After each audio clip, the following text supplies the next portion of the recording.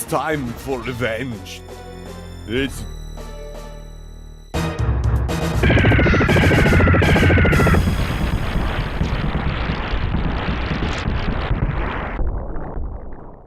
Now you see, I get those are supposed to be explosions, but that sound font just makes it sound like wet farts are happening on the title screen. Hello everyone, and welcome to Let's Play Contra 3. Been a while since we tackled one of these games. And like many of the others, it's a pretty short game to get through. So let's just get right on into the first stage. Starting off, Contra 3 obviously plays very much like Contra 1 and Super C. The main difference now that we're on the Super Nintendo comes down to the amount of buttons we have and what we can do with them. You're still tanking out one hit, and you get the usual weapons like the spread gun, the laser, the flamethrower. But new ones we got this time around are the crush gun and homing missiles. Homing missiles are pretty self-explanatory, but the crush gun I'll talk about more when we actually get it because it's my favorite weapon in the game. The main things that you can now do is that you can store two different weapon types at a time, as you can see on the top left. You can swap between them with the X button. And a nice little thing you can do with that is you can technically increase your firing rate by mashing the fire button, the X button alongside holding down the fire button. And I want to say it probably has something to do with swapping weapons, causing the amount of shots you fire technically going from the max you can fire at a time to 0 again or something like that. But new buttons also means we have the A button on this Super Nintendo, which allows us to use bombs. Bombs in this game are sort of like standard screen nukes you get in shoot 'em ups and stuff like that. Quick outs from danger that also do extreme damage. But the big thing we got is the L and R buttons.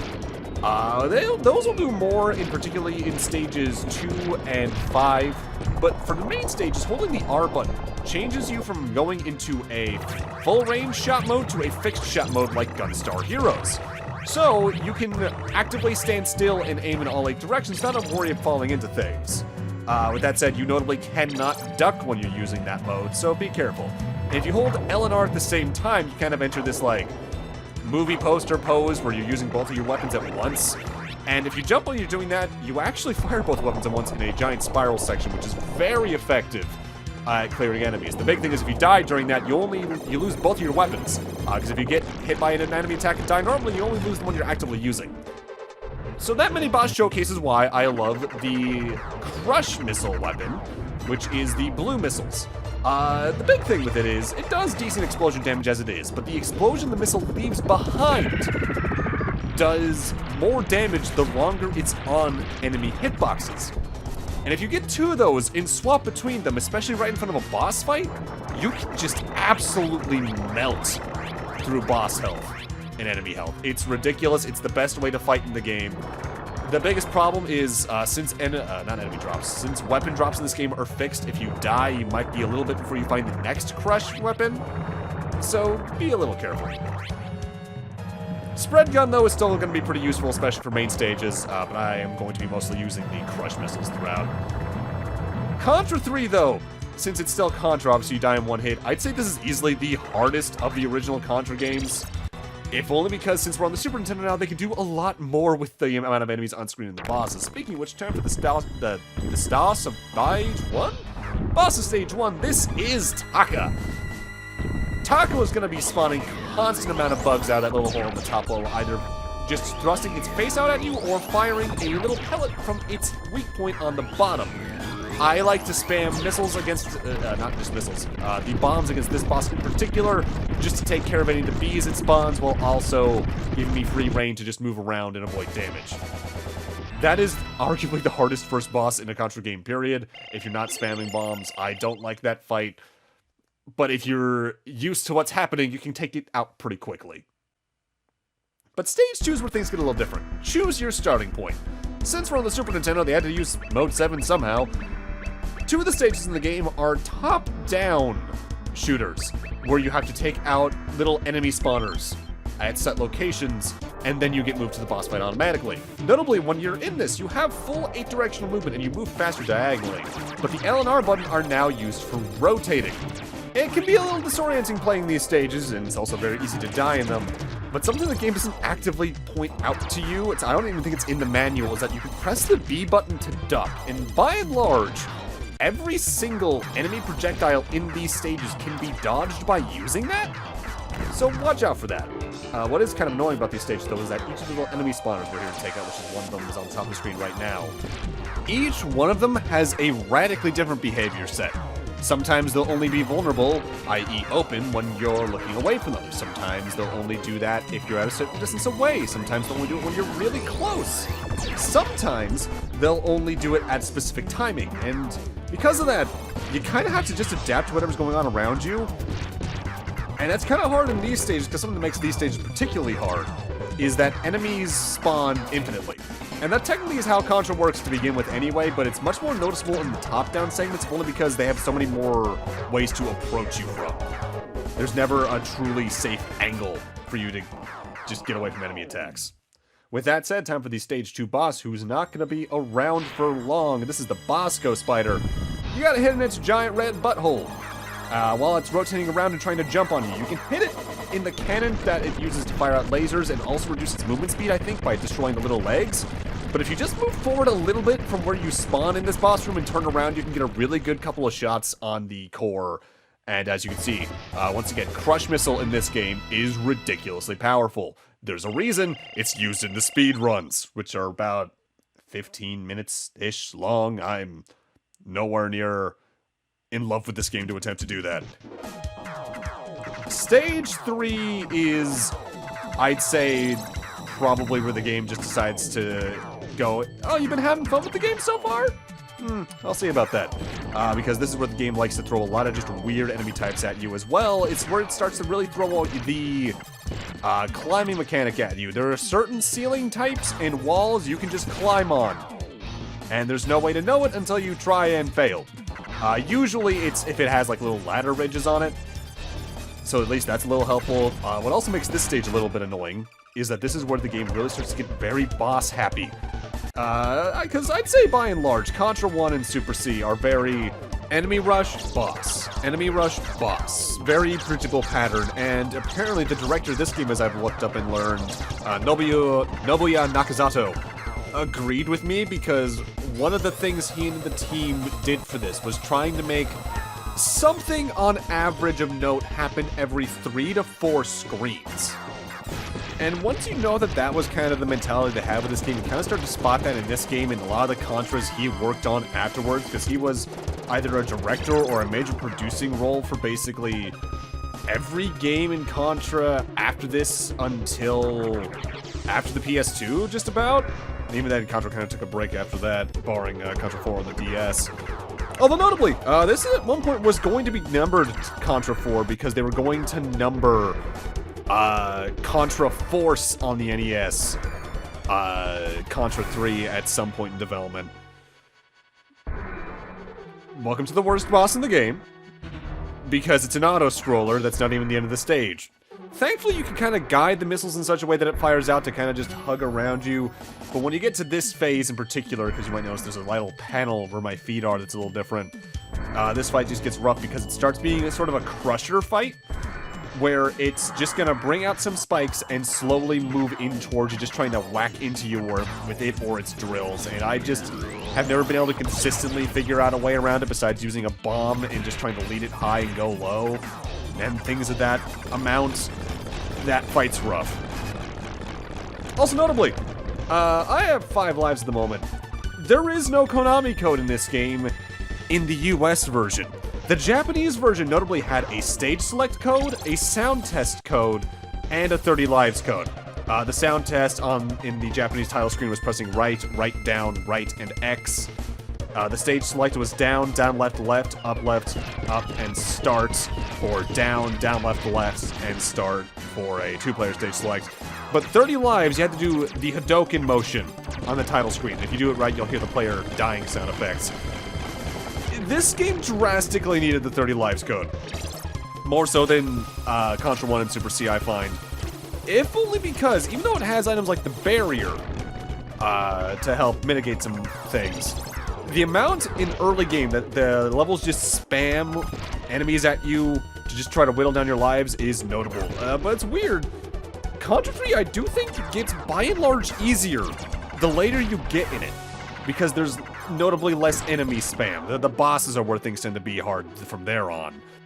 With that said, if you wanted to farm a lot of lives, the previous mini-boss I beat is actually the best place to do that, because if you stand to, like, the left with a standard machine gun and just kind of hold down the Y button, you don't kill the bosses infinite, the spawns makes infinitely, but it's infinite enough that you can make up the lives that you lose along the way, although I think your lives visually cap out at, like, 29. With that said, time for the boss of this stage. These are the Kenny 1 and 2, I think the names are. They're gonna stand on the bottom and trying to jump left and right, firing, but if you do enough damage, they get separated into just the top half, which run around a lot more erratically, after which the real boss will actually spawn. This is going to be Big Fuzz. Big Fuzz is a giant robot that'll claw out from the back. His head's his weak point, and he loves to breathe fire all around the room while also swiping his hands. If you kill him quick, you don't have a lot to worry about, but if you either his breathing attack gets started or you stand around too long with his eye attack, that fight can be very rough. I'd argue that's maybe the hardest, second hardest boss in the game, if you let him actually stay around long enough. I say second because the boss of Stage 4 is easily the worst boss in the game. I'd argue it's one of the 10 hardest bosses on the Super Nintendo that I can think of, at least out of non-RPGs. This is by and large an auto-scroller stage, though. We are on a jet bike moving all the way to the right, fighting a lot of enemies along the way. And I want to say these particular red enemies are really good for score. So you might be able to rack up a life or two off of them if you just try to kill them fast enough, but you're probably going to need the spread gun for that more than the crusher gun. Because the crush missile's big specialty really is staying in one place and doing damage if the enemy stays in the same place. If the enemy moves a lot, you might be a little more out of luck. With that said, let's take a look at the storyline in the manual, because we're on an auto-scroller, so we got the time anyway. The Contra Legacy rocks on. February 14th, 2636. You're about to learn what it takes to be a descendant of the Commando legend Scorpion and Mad Dog.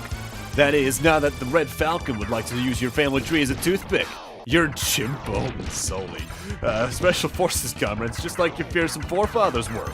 Nowadays, your weapons and maneuvers are more advanced than they were when your ancestors saved the world from being skewered on Red Falcon's fangs. That brutal beast is still in his prime and has had plenty of time to plot his revenge. He swamped Neo City with 6 stages of the most cruel and unusual punishers ever. So run, climb, ride, soar, and start blasting your way to the alien main base.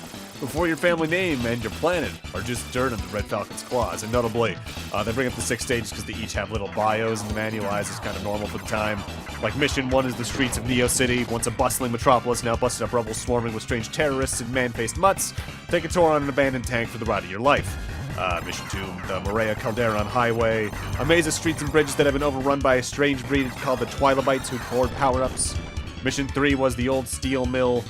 Keep an eye on the sky, because the old mill is now used as a landing pad for alien aircraft and a bizarre assortment of wicked winged creatures, and this is the Battle of Blazing Sky here in Stage 4. Jet motorcycles and helicopter missiles. If it moves, you'll ride it. Anything to catch Red Falcon. And they mean that, because for the last portion of this stage, we are hugging onto a missile. We got a weird little flying guy who can be surprisingly hard to dodge if you let him live long enough. But we get to the nightmare that is the boss fight. The boss is starting now. And it comes from the right. You might notice these missiles are exploding, so does the one that you're starting on. This boss is you taking out 2 shield generators on the top and bottom of the boss, while on platforms that are very easy to lose your place in, amongst all the projectiles being fired out, that are also time limited. I'd say this is one of the hardest bosses on the console. It's very easy to lose your lives here. I've gotten game overs in this game several times just because of this boss alone. Honestly, most of the time, if I'm revisiting the game, I just play the first 3 stages, then input a password to skip this stage because of this fight alone.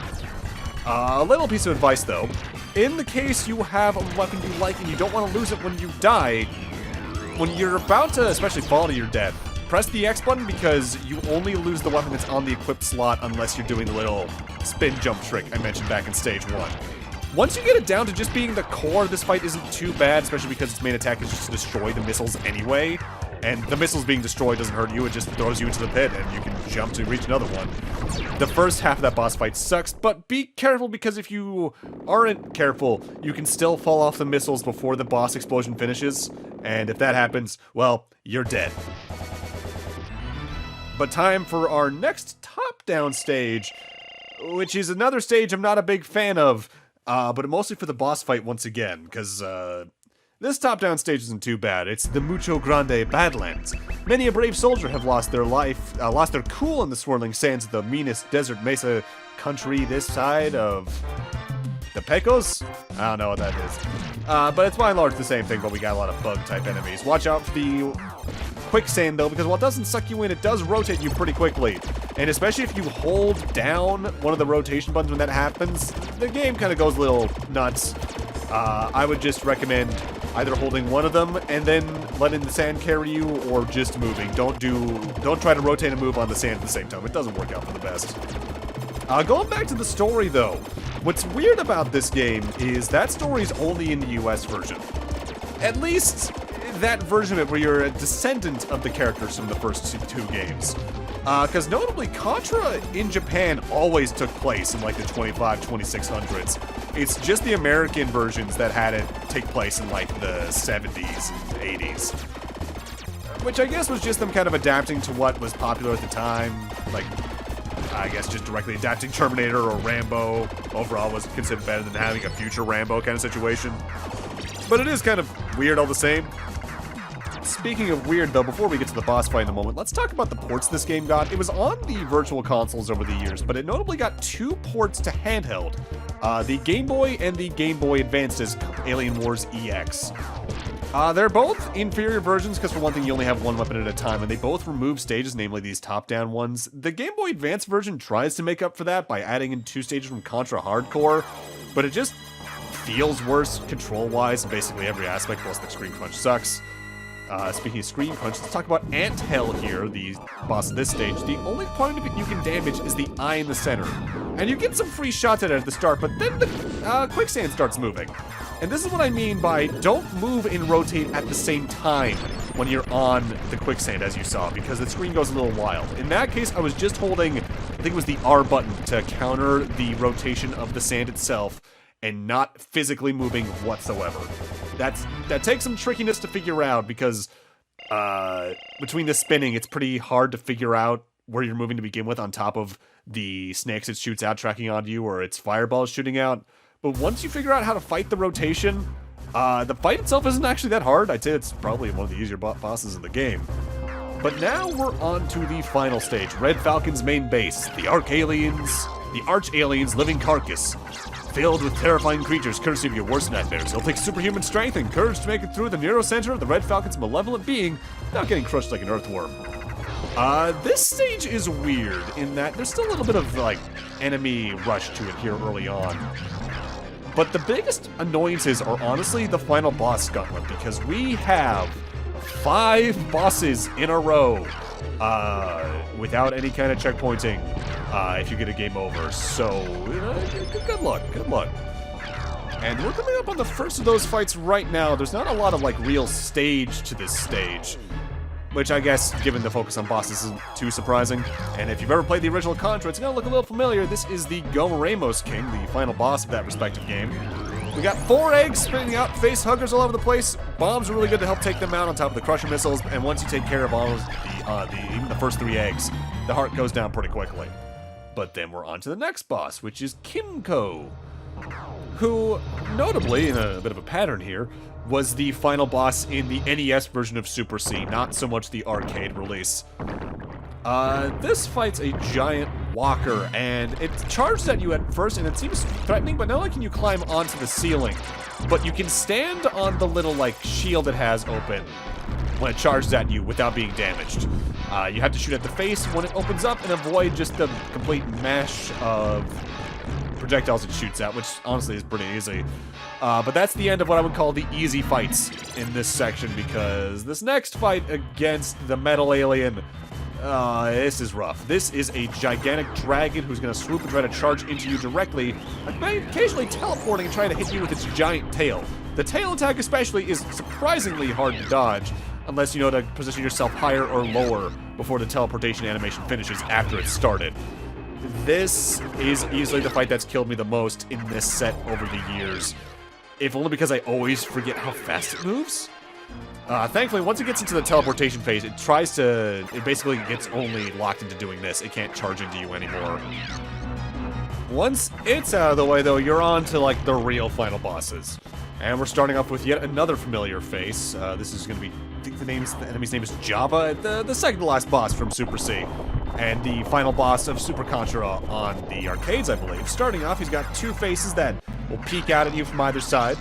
And you can take those out pretty quick, but be careful because they do charge into you, and they seem like they have a limited range, but especially if you take care of one of them, the other will just try to charge you from all angles. And then it just becomes an enemy rush of it, spewing out aliens from either side while also spitting out more aliens while you shoot out its eyes and aim at its head. I honestly find the first half of this fight a little harder than Phase 2, if only because I can hold R in Phase 2, and with the crush missiles, just stand right beneath the base and take care of the enemy spawning with no problem. What is the problem is what's about to happen. Because the final boss of the game, Cyril, is a lot more unpredictable, despite it also being very predictable for reasons. This brain has a lot of different orbs you can shoot, and which one you shoot determines its attack. For instance, the eye is it shooting out a lot of eyes that you can destroy, and they can also drop weapons and items, I believe, and they're good for getting points for extra lives. The kind of weirdly fleshy-looking gray orb will spawn a shield sort of like out of Mega Man around the brain, which you have to shoot to destroy. The kind of like orange and green one is a giant, like, snake attack that'll go up and down and all around on the floor, and there's very few places you're safe. The little, like, spherical... Well, they're all spherical, they're orbs. The little, like, shiny blue one bounces around indestructible bubbles that are just kind of hard to get around. The one that looks like it's a rock just throws out some weird rock arms from the right side of the screen that are kind of hard to dodge. The spiky orb is an interesting one that he throws power-ups out, but the moment they hit the floor, they explode, and then there's a lot of spike orbs along that you have to just avoid. The kind of, like, blue and orange one, he gets like weird spider limbs and starts crawling around on the floor in really awkward to dodge patterns. I think the last one we haven't covered is like the brainy textured one. I think that's just like another shield of sorts that just has lesser HP. You can time which orb you're about to hit to like plan to only fight the eyeballs, for instance. But it's a very fast rotation, and I want to say it gets faster with every successive choice you get to. And you can never one-shot the boss. You only, I think, take out a percentage of the boss's health every single time you do this. Okay, this is the stone one. This one, I think you can jump over it in certain parts of its rotation. But what you can also do is stand right next to it and duck, because when you're ducking, your hitbox is notably only on, like, your elbow, and you can use that to judge where you are. I learned that from a GDQ run, like, 4 or 5 years ago now, or something like that. This game's been in a couple GDQs.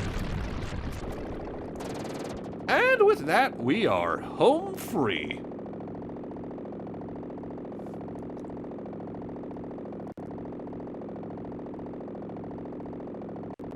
Also, I'm lying. Notably, a hard mode exclusive is this fight against the Armored Brain, which is not a very hard fight. It's more just a surprise, if anything, because you might be low on resources at this point. It's only really got 2 attacks. Charging up to the missile, where you need to be on the left and right to dodge, or punching up with its hands on the left or right, which can be also kind of hard to dodge. Thankfully, it's something I'm taking advantage of in this final boss. You may have noticed that when you die, you might lose a weapon, but you gain a bomb back, and you can just use that at this point to kind of eat whatever boss is in front of you's health. This can be a very sudden and very sad place to lose on a hard mode, but it's not like a very hard exclusive difficulty. And that's game.